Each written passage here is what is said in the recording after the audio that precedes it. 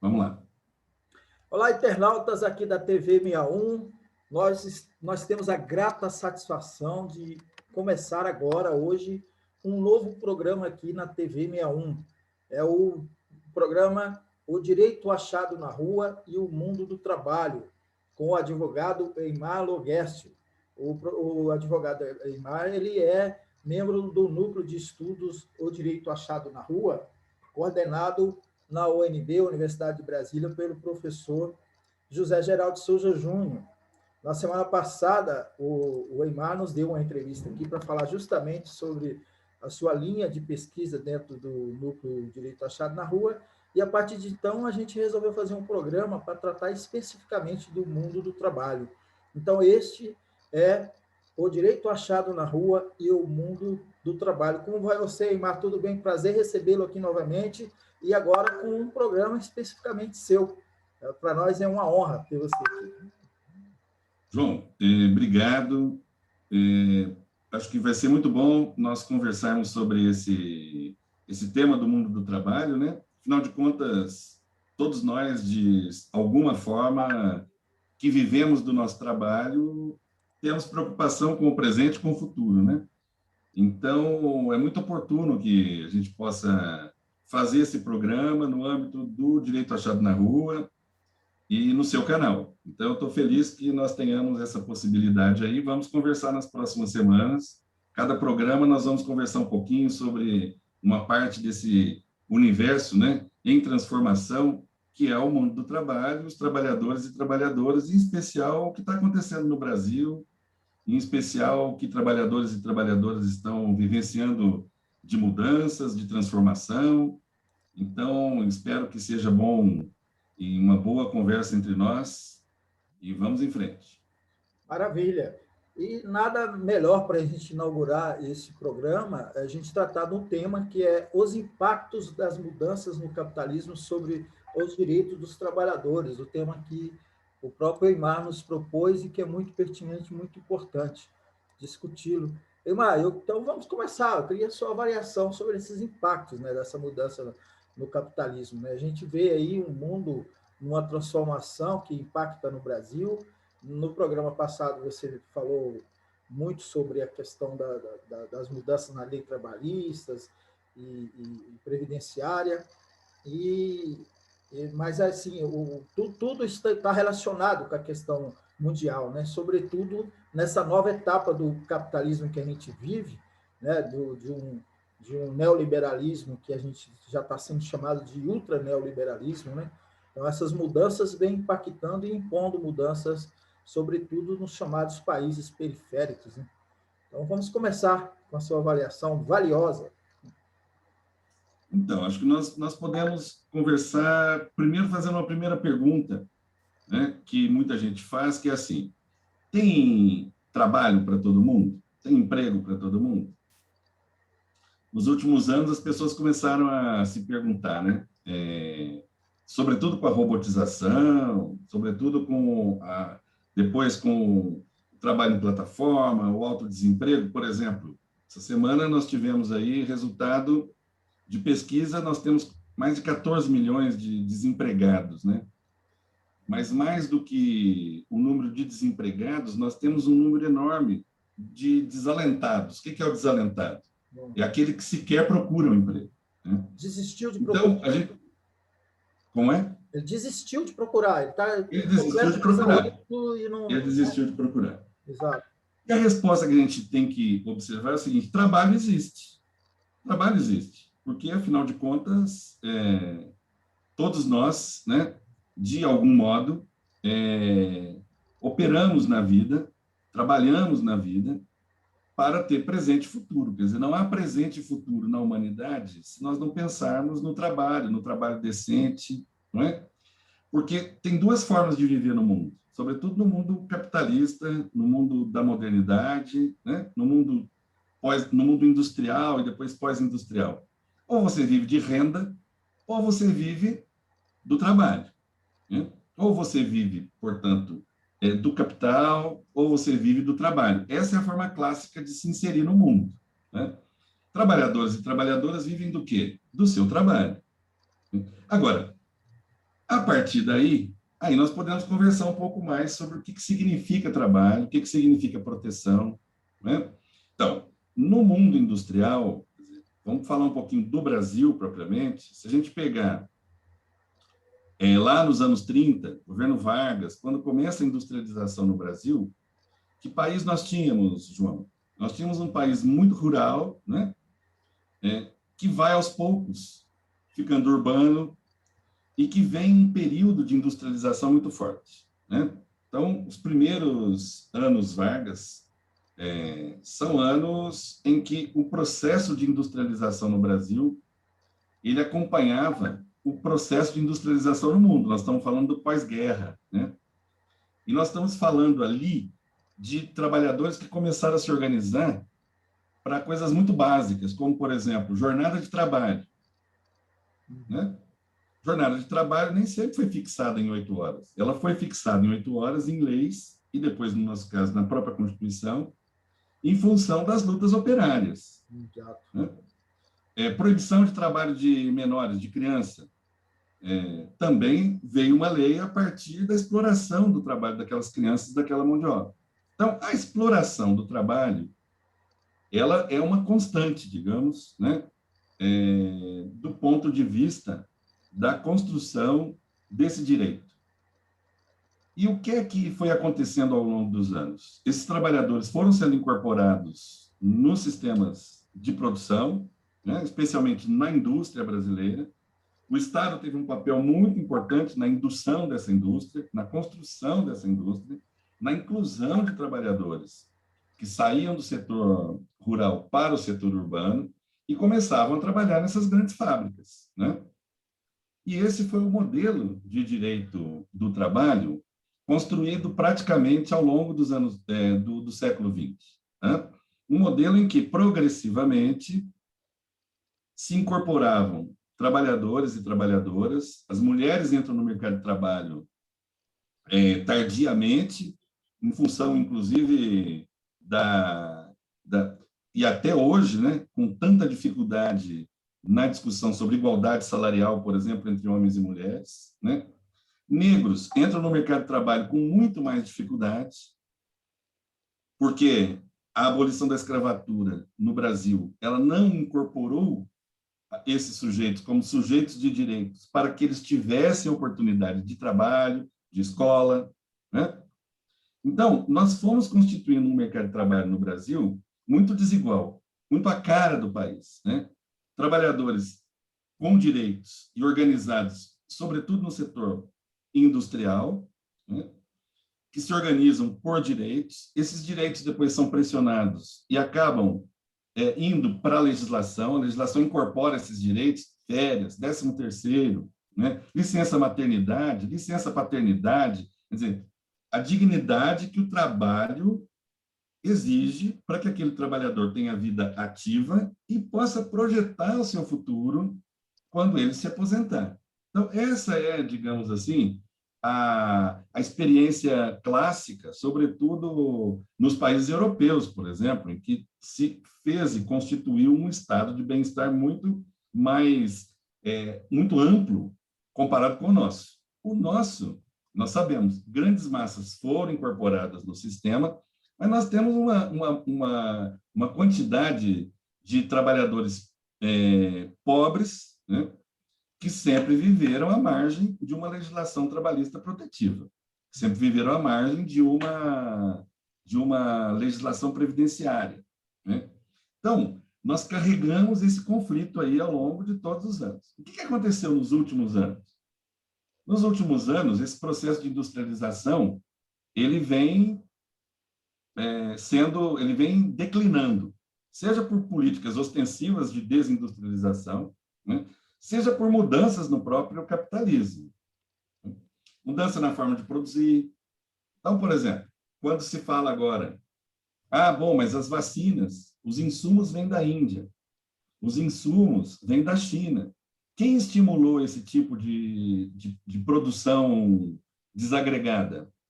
Foi o capital com a terceirização. Era mais barato produzir na Índia, era mais barato produzir na China, era mais barato produzir nos países que reduziram direitos trabalhistas, num processo, digamos assim, que foi o contrário do que aconteceu no pós-guerra, que era a inclusão de trabalhadores, que era a exclusão de trabalhadores. Então, essa movimentação ela vai se intensificar muito fortemente nos países europeus, né? Nos Estados Unidos, que privatizou e terceirizou fortemente depois do Reagan, né? Depois das políticas chamadas neoliberais, e vai nos atingir muito fortemente mais recentemente. A Constituição de 88, ela traça um paradigma de valorização do trabalho com livre iniciativa. Mas a valorização do trabalho na Constituição de 88, ela precede a chamada livre iniciativa. Por quê?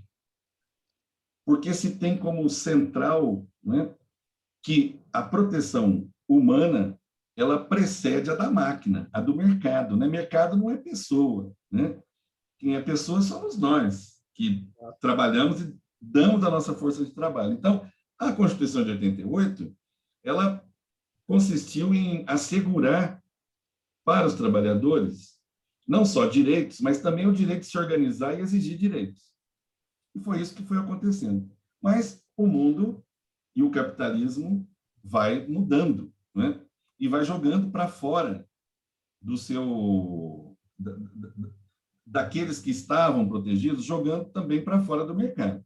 Então, o que nós vimos acontecer recentemente? Fechamento de indústria automobilística.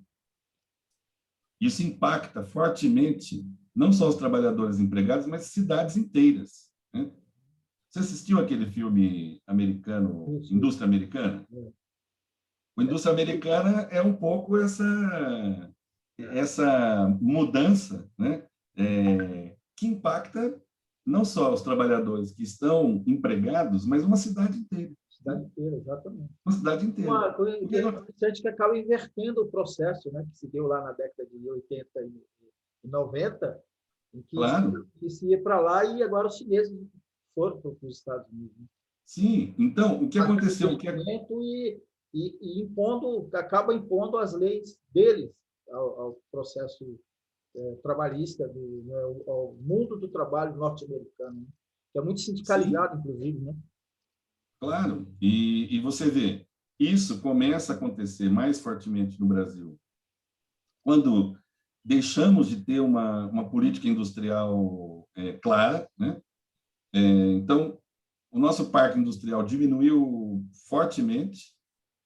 Esses exemplos da indústria automobilística mais recente, eles são um reflexo dessa ausência de uma política industrial no Brasil. Né? Mas ainda que tivéssemos uma política industrial, e esse é o grande desafio para os trabalhadores e trabalhadoras, é nós sabermos como é que nós vamos proteger o trabalho. Como é que nós vamos gerar emprego?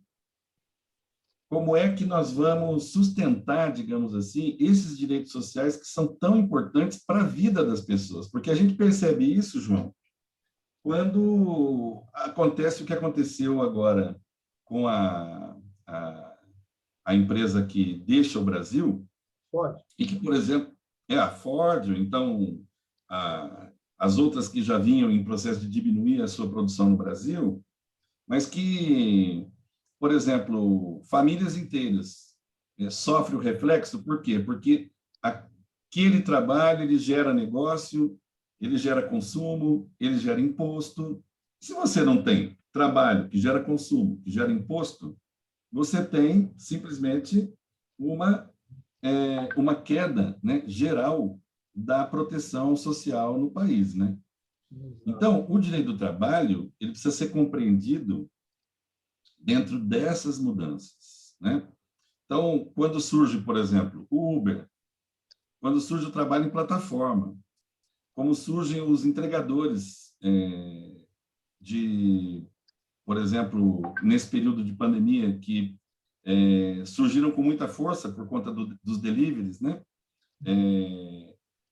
O que eles têm? Eles estão à margem de uma proteção trabalhista. Eles são contratados como se eles fossem empresários. Né? quando, na verdade, eles vivem exclusivamente do seu próprio trabalho. A falácia do empreendedorismo, né? A falácia Claro. do empreendedor, né? Que, inclusive, desculpando, né, te interromper, mas também isso é um componente importante, porque a questão ideológica, né, de se massificar essa existência de um empreendedorismo que é falso, né? E para poder garantir que essas pessoas continuem sendo exploradas, escravizadas, sem reagir, né? Veja, para quem procura um trabalho, ele se vincula a uma plataforma, não é? Ele é chamado para trabalhar por demanda e ele recebe aquilo que a plataforma determina para ele. Então, ele não tem liberdade absolutamente nenhuma. A única coisa que ele não tem uma jornada fixa, como é o paradigma do contrato de emprego, de trabalho normal, né? Ele não sabe o tanto que ele vai receber no final do mês. Quais são as duas características do contrato de emprego? É você saber o número de horas que você trabalha e quanto você vai receber no final do mês. E, a partir disso, você tem uma série de direitos. Você vai ter férias, você vai ter 13º, você vai ter o fundo de garantia, você vai ter depósitos para a contribuição previdenciária do empregador e seu. Você vai constituir, portanto, um fundo solidário de previdência, né? Essa é a característica do contrato de emprego. O que muda num contrato de Uber ou num contrato por intermédio de plataforma? Toda a parte de proteção inexiste. Você vai receber por demanda, né? Isso gera consequências terríveis, porque, na verdade, existe uma falsa aparência de liberdade, né? Quando, na verdade, todo o controle é feito pela própria empresa. Então, não é à toa que, não só aqui, como em muitos países do mundo, isso começa a ser questionado. Então, na Inglaterra, você tem decisões reconhecendo responsabilidade trabalhista das plataformas, né? Na Itália, você tem decisões recentes, na Espanha, você tem decisões recentes, na França, você tem decisões recentes, né? Porque esse também é um outro fenômeno que aconteceu nos últimos anos, que é a globalização, né? O que acontece aqui não acontece mais só aqui, acontece aqui em outras partes do mundo, né? Tem reflexos. Essas grandes empresas, elas estão muito concentradas, né? Então, elas operam mais ou menos da mesma forma em todas as partes, né? Isso dificulta, nós podemos falar disso no próximo programa, isso dificulta muito a ação e a organização dos trabalhadores, porque eles ficam mais pulverizados, né? Quando o trabalhador tem um vínculo permanente e ele pertence a uma categoria, a um grupo profissional, que ele se reconhece como trabalhador, que ele tem um local de trabalho, é mais fácil a organização. Quando ele está pulverizado, e agora com o home office, com o teletrabalho, enfim, isso tem uma larga escala de fragmentação, né? É muito mais difícil ele se organizar, né? Ele vai ter que aprender outras formas de se organizar. Ele aprendeu muito fácil no sistema, no mundo industrial, né? Porque as indústrias eram indústrias massivas, né? Eram indústrias que... Como é que começam as greves em 79? Começam com trabalhadores no local de trabalho, combinando e se organizando para reivindicar reajuste salarial. Depois ela vai se expandindo, né? Então, nós vimos nesse período dois movimentos interessantes, João. Nós vimos o break, dos breaks, que foi um movimento que logo no início da pandemia, ano passado, os motoboys, o pessoal de entrega, se organizou porque eles não recebiam sequer proteção individual para o trabalho no meio da pandemia. Sequer, né? Comida, né? Entregava comida e... Era isso. Entregava comida, mas não tinha comida, né? Carregava comida nas costas, mas não tinha comida. E eles estavam reivindicando o básico do básico naquele período. Eles estavam reivindicando que recebessem álcool gel, que recebesse máscara, né? Ou seja, que recebesse equipamento de proteção individual que qualquer empresa seria obrigada a fornecer se fosse no contexto da legislação trabalhista. A empresa é obrigada a fornecer o equipamento de proteção. Esse é um equipamento de proteção, né? Para a pessoa que está exposta num trabalho como este. Então, as empresas começam a querer o quê? Se desobrigar, né? Elas passam por um processo de desresponsabilizar-se pelo trabalho. Isso tem consequências muito complexas para uma sociedade civilizada, né? Porque é uma roda, né? Como eu falei, ela paga menos imposto, ela não se vincula ao sistema de previdência, né? Então, ela simplesmente aumenta o lucro, né? Aumenta o lucro. E, portanto, digamos assim, é essa etapa, né, das relações de trabalho no Brasil e que nós estamos, digamos, aprofundando desde a reforma trabalhista de 2017, né?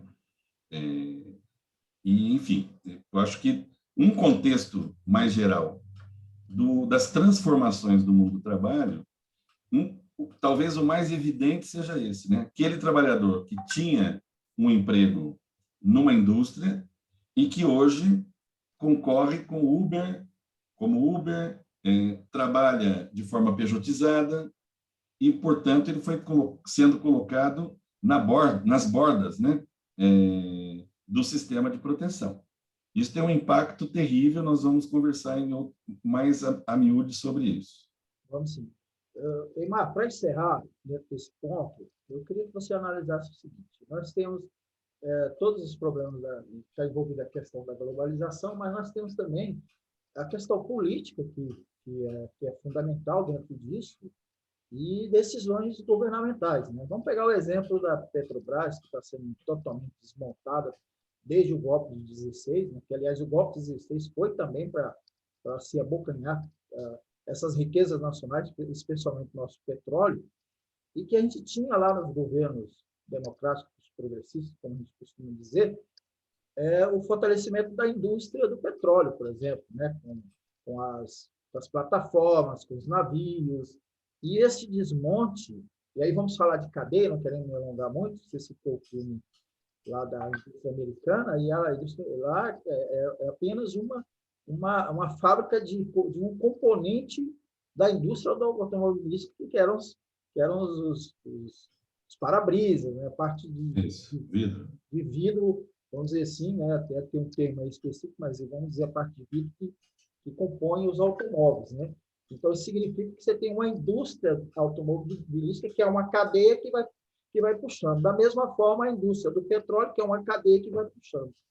Essas decisões que foram tomadas, e o golpe de 16 foi para isso, teve esse impacto. Então, eu queria que você falasse também do impacto político, né, da questão política de um governo que é integrista, começando com Michel Temer, o golpista Michel Temer, e agora com esse governo fascista de Jair Bolsonaro, que é totalmente sabujo do Império Americano e do imperialismo em geral. Eu acho que você pega um ponto que é fundamental aí, né? Qual é o papel do Estado na indução da economia, né? E isso, por exemplo, as privatizações, elas têm esse efeito perverso, né, de tentar dizer que o privado é mais eficiente do que o público. Isso é uma balela se nós, por exemplo, pensarmos, né, qual é o papel do Estado na economia, né? Primeiro, pelo seguinte: a importância, por exemplo, que foi, ou que teve e que tem ainda as estatais, as empresas públicas no Brasil, né? Então, uma Petrobras, por exemplo, o que ela gerou e gera direta e indiretamente, né, de projeção na economia brasileira é fantástico, né? Mas o que começou a acontecer, você tem razão, as chamadas cadeias produtivas, elas começaram a, digamos assim, terceirizar tudo aquilo que não interessava a ela diretamente produzir, né? E, portanto, aos poucos, desmontando, digamos assim, essas grandes empresas em empresas mais fragmentadas. E, com isso, também tendo como consequência uma precarização nos direitos assegurados para aqueles trabalhadores, né? Mas isso não foi suficiente. Eles querem mais, né? Eles querem passar o setor produtivo para a iniciativa privada, né? Isso tem consequências muito sérias. Alguns países, por exemplo, Inglaterra é um deles, que havia privatizado, inclusive, a água, e agora reestatizou a água, né? Então, o papel, digamos assim, do Estado na economia é um assunto muito interessante, muito importante a gente compreender, e ele tem uma dimensão política notória, né? Quer dizer, um governo que se estabelece num paradigma neoliberal, ele pretende que o Estado seja utilizado para essas grandes corporações, né? Para que elas, digamos assim, se beneficiem e, portanto, digamos, a nossa cidadania é que acaba sendo comprometida, porque com isso se compromete áreas essenciais como saúde, como educação, como bem-estar, por exemplo, ambiental, né? O que está acontecendo no meio ambiente no Brasil, né? O que isso tem a ver com o agronegócio? O que isso tem a ver com o mundo do trabalho? Tem muito a ver, né? Com terras indígenas, né? que sofrem, digamos assim, dessa exploração da terra, né, para o benefício de muitos poucos. Então, o que vem acontecendo é um aprofundamento das desigualdades, né? Isso no mundo todo, mas muito especialmente no Brasil, porque nós continuamos com uma política intencionalmente regressiva de direitos, né? E eu volto a comparar como nós fizemos na semana passada. O discurso do Biden é um discurso que tem que ser ouvido por nós, porque ele volta a fazer um discurso de qual é o papel do Estado na indução da economia. Então, um país como o Brasil, por exemplo, que não tem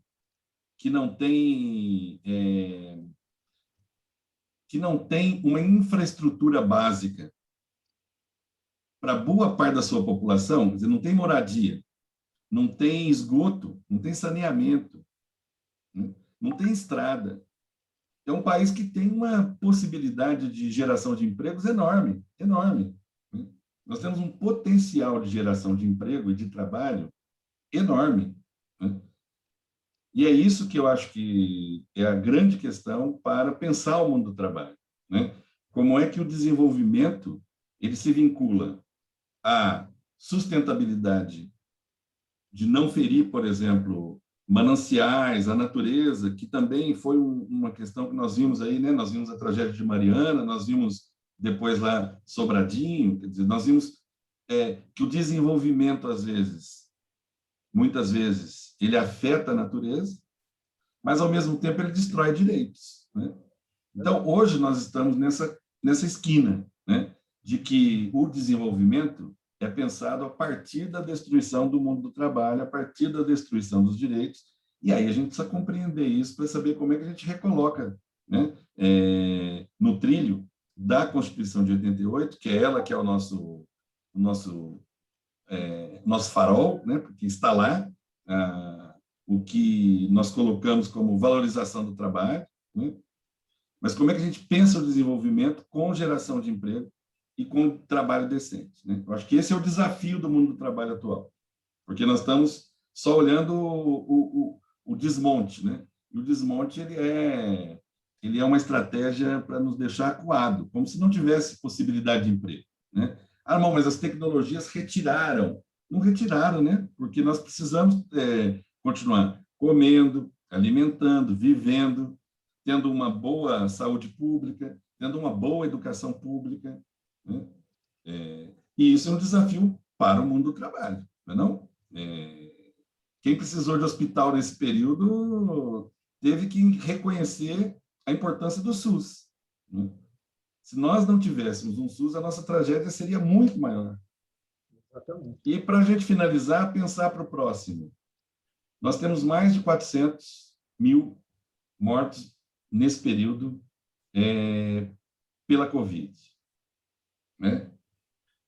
Boa parte disso se deve a uma ação deliberada, né, de negar a necessidade da atuação do Estado para proteger as vidas, né? Num discurso muito...